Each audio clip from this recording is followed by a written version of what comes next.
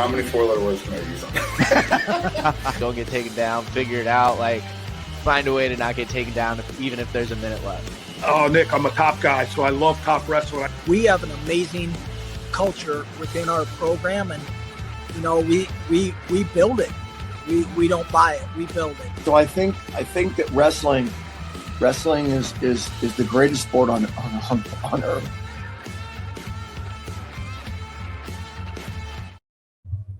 What's going on, everybody? Welcome into On3 Wrestling. I'm your host, Nick Kosko, as we roll on here with the NCAA tournament coming up next week. But, of course, Real American Freestyle is happening every single month. And with me today is my man, Mike VanBrill, of course, Rutgers alum, 3-time NCAA qualifier. He's going to be on RAF 8 in Philadelphia in April, taking on Jordan Olivier in a featherweight bout. Mike, I know you just wrapped up practice today. You're back at the old stomping grounds up in Piscataway. Practice today, what were you working on? I'm assuming we are getting closer back down the weight, huh?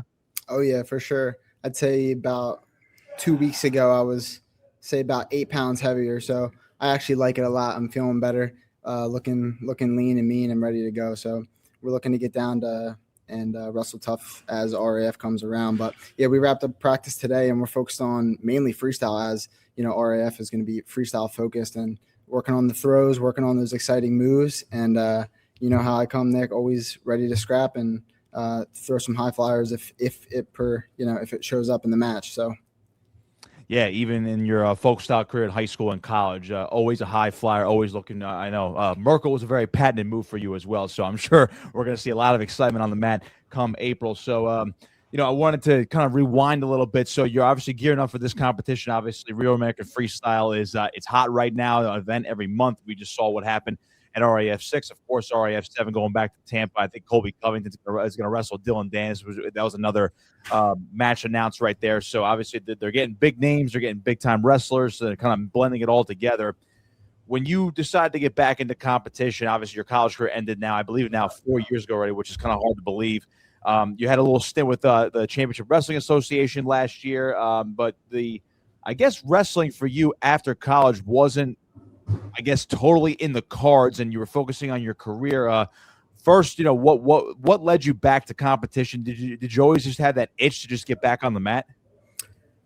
Yeah, I think I described it before on a podcast, but it's more, I feel like it's that fighting spirit that never leaves you. And for wrestlers, we're built to want to train and go after that, next thing. And RAF has given that platform for wrestlers to be able to take that dedication and passion that they have into the next phase and actually make money from it and incorporate it into their business. And, one of the things that I want to do in my life, regardless, I am for the past 2 to 4 years been very focused on business. I've gotten into high-level entrepreneurship rooms and have rubbed shoulders with some really high-level people in that business space. And one thing I will say is that wrestling is giving me advantage in the business field, just in regards to getting going and taking that same mindset. So I'd like to incorporate, this type of lifestyle into business in general, keeping my body healthy, training. Nick, I know you're into jiu-jitsu and things like that.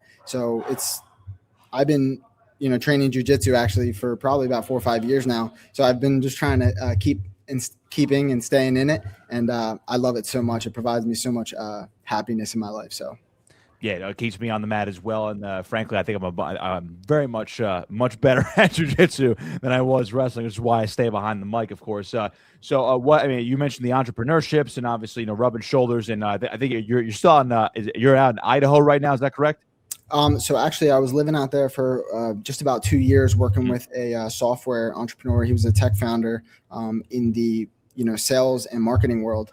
So spent 2 years out there learning, marketing and sales and, all, basically digital means of connecting and, creating revenue for businesses. So it's super cool. It was a really, really cool thing that I ended up doing. How easy it is to be able to just stay in your home state, especially like Jersey. It is amazing here, hard to beat. But I will say Idaho was absolutely beautiful. They hunt. They are, out in the wilderness. They love hiking and just kind of like that holistic lifestyle. So I loved it out there. And I don't take any of it back. So now I'm back in New Jersey. I got RAF coming up. focusing heavily on the family construction business, and really the digital things that I learned out in Idaho have still carried me into the business. So I'm still doing those things as well and learning and growing. And you know how it is, just trying to stay as active as I can on and off the mat. No doubt. Obviously, it's all blended together for you right now over the last 3 to 4 years. So RAF approaches you. I know you were very active on social media, trying to get into Real American Freestyle.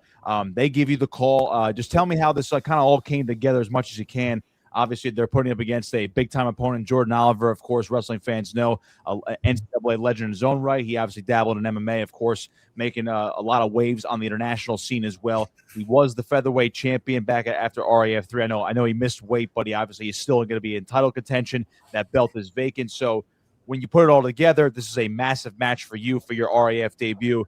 So I guess, one, how did this all come together? What were your conversations like with the organization that ultimately led you to this point where you're going to compete next month?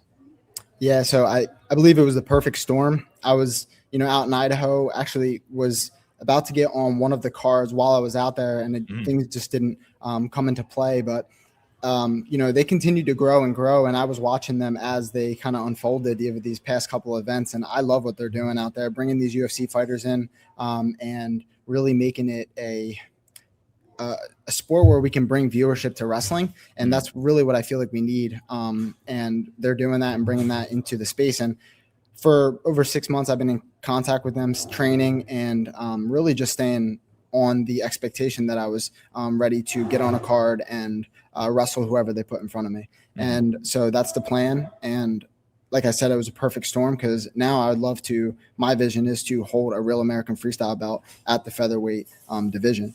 And with the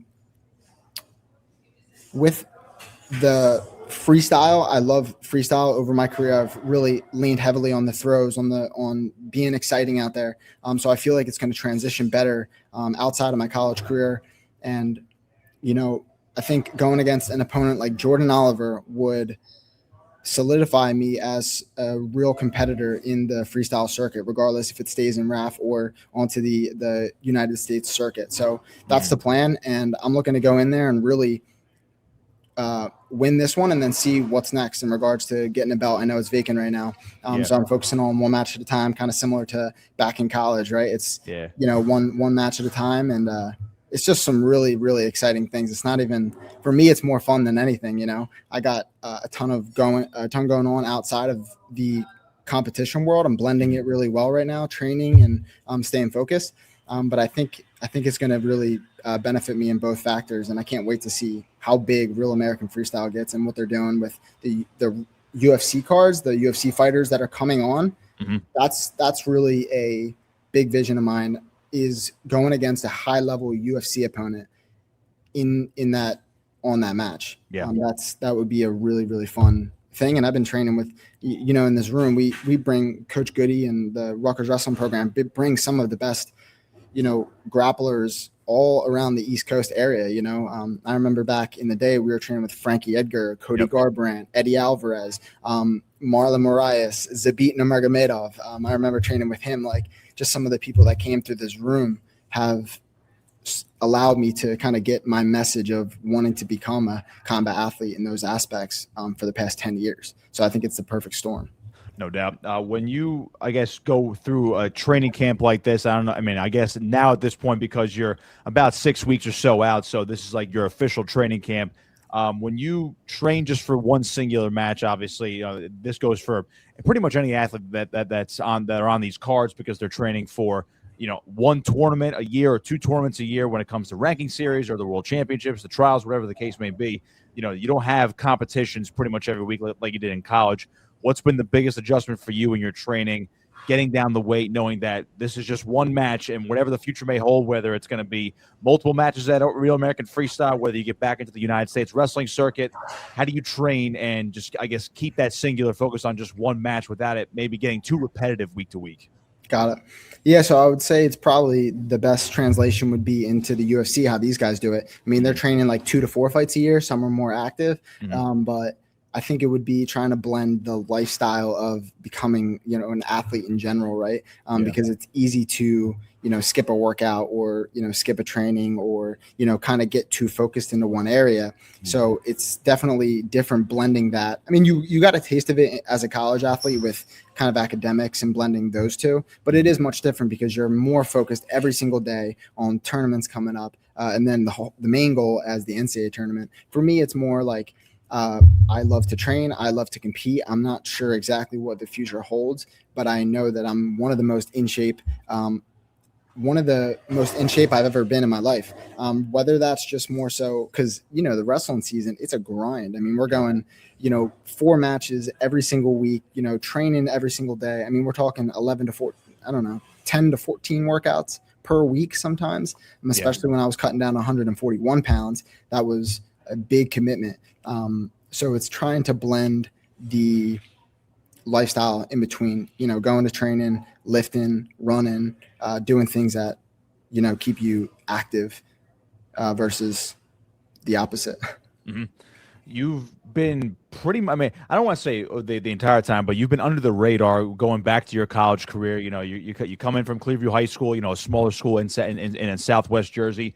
Obviously a very storied wrestling program, state runner-up. So you came in with some accolades into your Rutgers career, but as your career is well documented at Rutgers, excuse me, you moved up and down the weight classes, all over the place. COVID hit right in the middle of your career. You had a great Big Ten tournament run in 2021, and obviously, you had your career high in wins your final season as well. So it's been a pretty big roller coaster for you, but albeit with a lot of success. But when you compare yourself, I guess, to someone like Jordan Olivier or some of the other champs in Real American Freestyle right now, you see the NCAA titles and you see, world and Olympic golds or other types of medals. Do you pride yourself in being more of that underdog and under the radar type of wrestler, and you're here to kind of showcase how exciting you can be for this organization? 100%. I'm the underdog in this matchup, but I believe it makes me more dangerous to show up. I think I do pride myself in the career aspect of, lots of ups and downs, lots of losses, but a lot of the times it's harder to persevere through consistent loss versus being that, blue chip recruit who comes in, who's undefeated all the time and, transitions into college. But, I don't take anything back with my career. I think it was exciting. I think it was a roller coaster. I think that the highs were worth the lows. Mm-hmm. And it makes me a better human outside of sports, but I also think it makes me more dangerous on the mat because I'm ready to go. I have nothing to lose. And, I believe that I'm going to beat Jordan Olivier that night. I'm going to be the better man that night. And that's how it works, right? It's like 4 NCAAs, 4 Big Tens, right? It's who's showing up on that day better than the other person. Sometimes it's not always the person who has more wins or better accolades. Mm-hmm. And we see that actually in the Real American Freestyle circuit right now. We see Carter Strachey coming in and losing to Nate Jackson. Now, Nate Jackson, he came into the SKWC room through the NJRTC room, so he's a tough competitor. Yeah. But if you stack accolades to Strachey, you would probably put your money on Strachey. Right. And so you see those upsets, you see those things, and it's just more of the event, the excitement, the build-up. Anything can happen on the mat, in the ring, and that's what makes our sport one of the best sports in the world. Going back to your Rutgers career a little bit, obviously I know you've been a big proponent of telling your story about that run at Big Tens where you lose early, you wrestle, and then on the backside, one of the best runs we've seen in recent memory for a guy, who's maybe, seated right around a stacked weight class where you're probably in the middle of the pack, and all of a sudden you're knocking off top 5 guys left and right. You finished 3rd of the Big Tens that year. I believe you got the 10th seed at NCAA's that year after that run, especially when it was a weird year coming right off the canceled COVID tournament. So when you look back at that, that's arguably one of your biggest accomplishments on the college scene. Obviously, getting to the NCAA tournament 3 times in your career as well. I don't know how much you talk to younger athletes at this point, or how much you're involved in terms of like maybe coaching or helping out at clinics or anything else like that, or even the current college crop right now as you've been practicing with Rutgers as of late.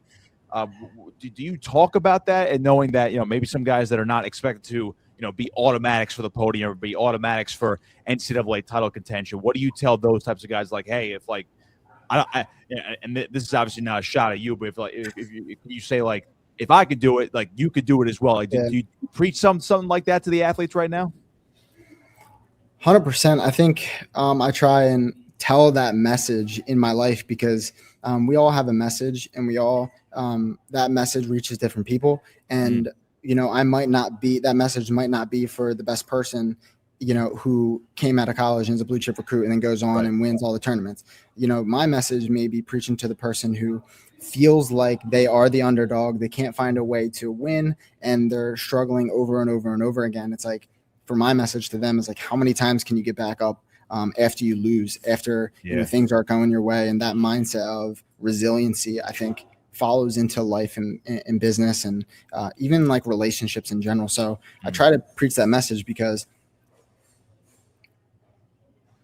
I don't talk about the specifics much, but that win in the blood round versus Max Murin, the number 2 seed, really was my career defining moment, because if I didn't win that match, I wouldn't have received a scholarship to come back for my master's degree. Right. Financially, it didn't make sense for me to go back and get in and do all that to, I had people come into the business world. You can get a head start. You can start making money, but it's like, that was fine for me. But at the end of the day, I chose something else. Right. And I think all the pressure of having the weight of my back against the wall, there's 2 ways to take that. It's like you feel it as weight, or you feel it as freedom. And I really felt freedom. I remember just like the feeling of, walking on that mat. I remember he was getting pumped up, slapping himself in the face, trying to get himself ready to go. And I was sitting here just like arms crossed, breathing very clearly and fine. There was a mistake actually that happened before the Big Tens that I never told, but essentially I was getting warmed up for that match at the wrong session. So I was getting ready for that match at the morning session, and I was trying to warm up, get ready to go. And then I walked out, and like all my coaches were coaching somebody else. And I was so confused because I thought my name was coming up on the board. So, and then I go, you're not till tonight.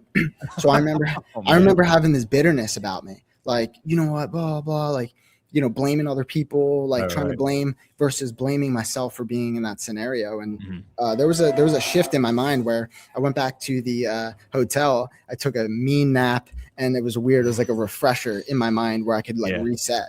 And after that reset, it was almost like, well, Mikey, this is the last time you might ever walk on a wrestling mat ever again. This might be your last journey at it. So go have fun. I'm thankful to be here. Really, that it was like gratitude radiating through me versus the opposite of what I wrestled with too much in my career, which was fear, which was getting to trying to beat the ranked guy, trying to, I don't know. There was so much pressure as a college athlete, whether you're doing it for yourself, for anybody else, for the organization.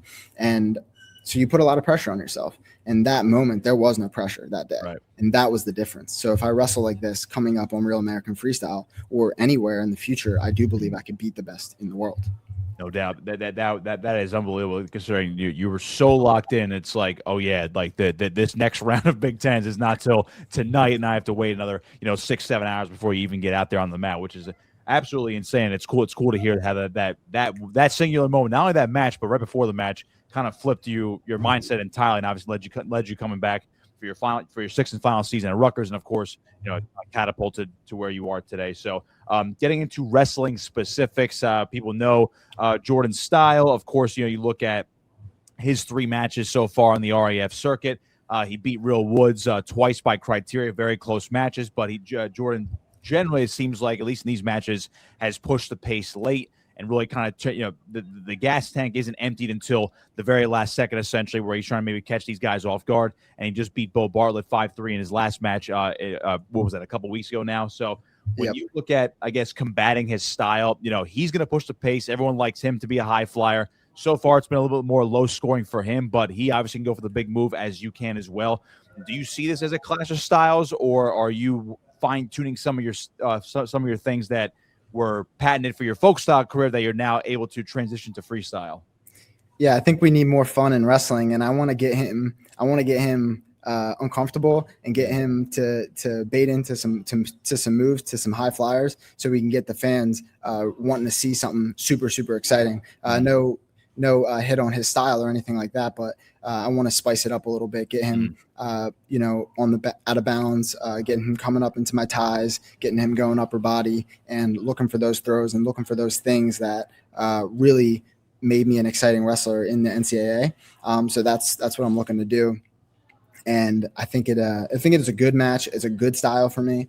I think I'm going to be much bigger than him. I'm going to be coming in at a solid weight cut right now. I think it benefits me because I'm super professional. I don't know, back in college, there was a time where I was cutting from 165 to 141, and one of the most consistent because I couldn't go out, I couldn't eat bad foods, I couldn't really do the things that were allowed. If you weren't cutting weight, you could get away with it. So I couldn't get away with skipping workouts. I couldn't get away with that.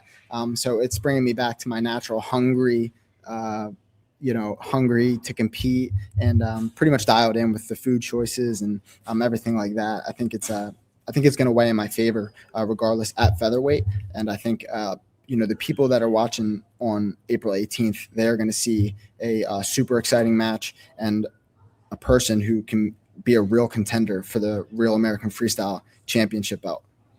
We'd love to see that. As far as the guys you're training with in the room right now, are you kind of just picking and choosing your partners in terms of, I believe you're mostly training at Rutgers. Are you training anywhere else on a side note?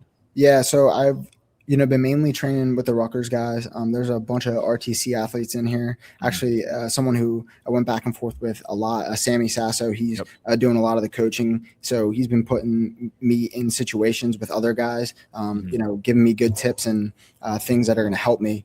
So the coaches, Goody, Pollard, and all the basically Rutgers wrestling guys, I'll grab anybody in the room. They're a huge help for this training. I'm going to utilize them as much as I can. And there's going to be some guys in South Jersey that I'm training with, going to be grabbing. And then in Philadelphia, on those workouts where I need an extra workout and I need to get in a weight cut, I have the Pennsylvania RTC where, Darian Cruz is running the workouts. I've been down there a couple times training with some of the guys on the RTC coaching program there. So I got a lot of guys. I have a lot of resources at my fingertips here on the East Coast compared to when I was out West. We take it for granted in New Jersey, the, skill set that we carry on the East Coast. Out there was super tough to find super, super high level guys to train with daily. So I'm excited because like I said, it was perfect storm coming back to the East Coast. I live in Philly actually. So I live in Philly full time in the Fairmount area. And, I love Philly because I've lived there before I moved out to the West Coast, and it's just like a great homecoming. I saw Jordan Olivier in the comments saying that he's going to defend his home turf, but that's my home turf in Philadelphia, and there can only be room for one of us. So let's go. Talk about a perfect storm. You keep bringing that up as far as the two of you clashing on this card in Philadelphia, but in both of your backyards. So you love to see that. And again, no shortage of elite training partners in Jersey, PA, and wherever else you may go. On a related note, are you training with your brother at all? Do you get a chance to scrap with him at all now that you're back home? Yeah, we'll probably end up starting to scrap together more as the training kicks up. So that's a good one for sure to have. Two brothers who wrestled Division I. Like I said, a lot of resources to go ahead and be well trained for this event. Yeah, of course, John had a great career at Rutgers as you did. Graduated a couple of years before you did. As far as what you're doing, you're living in Philly. You're going to be training a lot. Obviously, you're still working, so you're managing all these different hats. NJ State tournaments this weekend. Yeah, you were on the big stage. I can't believe this already. 10 years ago for Clearview High School. Are you going to take in Boardwalk Hall this weekend? For sure, I'll be there. Boardwalk Hall, seeing all those guys get their hand raised.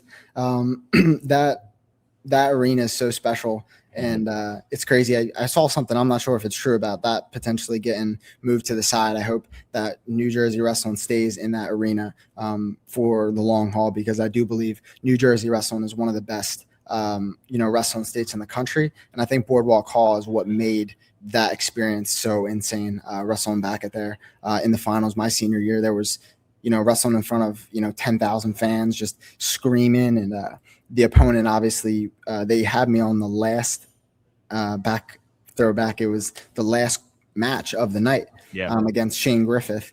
And I remember trying to get warmed up. I started warming up like right when the second match came around, because I was so used to wrestling like 138 during a dual meet season. So it kind of threw me off a little bit. I was like trying to keep my adrenaline rushing all the way through, but that was a good match. And it's kind of crazy. He went on to save the Stanford wrestling program. It was such a tough athlete. I actually wrestled. I don't think I've said this before, but I used to train with Shane Griffith. We were on the same team for Delta Force, which was a huge youth travel team. We would wrestle against PA Gold and all those guys. We wrestled on the same team together, and then found a way to be wrestling in the state finals together. So that was a crazy journey. I mean, didn't even make it to states my first year, and then second year I went 0-2. So I had to flip the script pretty quickly in the state tournament. But it's a ride for all those New Jersey guys to get in there and try and get their hand raised in the finals. Yeah, man. Win or lose, you're on the big stage on that on that gold and blue mat right in the middle of Boardwalk Hall. And it is funny that you mentioned, Shane Griffith obviously saving the program as well, and the parallels too between your state final in 2016. You mentioned the Big Ten tournament just 5 years later, where you warmed up too early, but it paid off for you eventually in college. So a little mental note, maybe subconsciously you were thinking about that in the Big Ten tournament 5 years later. I didn't even put that together. That's funny. That's funny. Is why I'm behind the mic and you do the wrestling. I like that. So I call that all the action. As far as Rutgers is concerned, obviously they're gearing up for the NCAA tournament next week. 9 NCAA qualifiers. I think it's like the fourth time that they've sent 8 or more under goody. So when you look at what the preparation looks like, Dylan Shawver just got in at large bid, 4th time. He's going to the NCAA tournament, All-American and Big Ten champ 2 years ago. What do you make of, I guess, D. Shaw and the rest of the squad going into Cleveland next week? Again, there's a chance, and for a lot of these guys, it's their last ride. So kind of similar to what you were gearing up for at the end of your career as well. 100%. I think that just getting the energy in the room for these guys, they are like free spirited at this time. It's like, all the pressure's off, you did all the work, you went through the grind, you've gone through the Big Ten season, you've, taken your lumps, and you've came back and probably gotten a couple of those signature wins that give you the confidence to potentially get your mindset like, hey, I'm an All-American contender. And I think that's what these guys are doing. They're laughing, they're joking, they're eating, and training hard as well. So it's a balance of going in there, training, and D. Shaw, I think he can, he's All-American once. I think he can come back and do it again. He has like proven track record to come back and win at those moments that you need it. And then, Barboza, he had a really cool signature move there with the spin around for the 2 at Big Tens. So, I mean, it's funny. It's like, I mentioned it earlier, it's like, who's the better man that day? And everything that you did in the preseason, everything, all those wins that you had, really you're back to 0-0. Because when those lights kick on and that arena's screaming and the lights are going and you're ready to step on that mat for the first time, it's one of the hardest feelings to deal with. If you feel the pressure, if you can find a way to get in a mind state of gratefulness, freedom, ready to compete, that's where you're going to see those wins happen. I guess on that note, when you mentioned walking out to a big stage like that, you've seen the biggest stages in wrestling. Of course, New Jersey State Finals, arguably, the best the high school wrestling has to offer in the country. When you step out on that stage, one classification, it's just who's the best in this weight class. You've been on that stage before. You've been at Big Tens, the hardest conference tournament in the country, and you've been at the NCAA tournament 3 times. When you look at, I guess, walking out on that stage or walking out of the tunnel, whether it's the singular mat in the front, a do or die situation, or it's your first match of the day on that Thursday morning session, you mentioned staying locked in and being free spirited and not letting that pressure get to you, essentially, and trying to wrestle your game and not wrestle too wound up and tight. How do you take that from those experiences to Real American Freestyle next month, where it is a little bit different? I mean, it's kind of like a state final where it's one match at a time. It's just you out there against your opponent, a couple thousand people screaming at you. How do you take that to this stage where you're doing it as a professional now? It's going to be exciting to see. It's going to be my first, debut with Real American Freestyle. So I'm going in there, first time there. However, it's not my first time on the wrestling mat on a big stage, like you said. So it's, it's more fun. I'm going to go in there more the relaxed MVB than ever. Go in there and let things fly. No pressure. And like I said, I'm going to go out there and really prove that I'm going to be, a legit contender in this, organization. And then, one match at a time. And then I'm excited to see, the next opponent after I take the win in Philadelphia on April 18th. Who is it? Is it a UFC fighter? Is it, someone exciting? Like you said, the social media world is very interesting. I've been taking it pretty seriously back. I started doing the social media, in like sophomore year in college. And there was it was hard to do back then because people didn't really see the value. So you always thought you were just, you put, recording, you're just taking video. There's been a big change of that because it's important. It's what organizations are looking for to bring attention to the sport. And I believe that, I'm well on my way to reaching, 50 to 100 million people with my Instagram account. So I believe I bring a lot of eyeballs to the sport, and it's going to be, like I said, a perfect storm because I can blend the media, the actual skill set of being a D1 athlete, and then the similar pressures that I felt as being a Division I athlete and trying to put my message out there on video to step into that and do it again, and be the fact that after a wrestling match, you'll have to worry, are you posting, is someone going to beat you the next day? What are they going to think? Right. So I'm well versed in that aspect.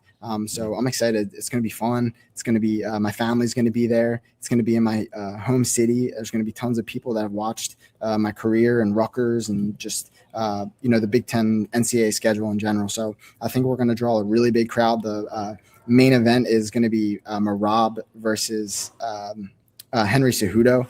So that's going to be a really cool one. I hope they get more UFC fighters on. You got any hints of where you think they're going to put on there?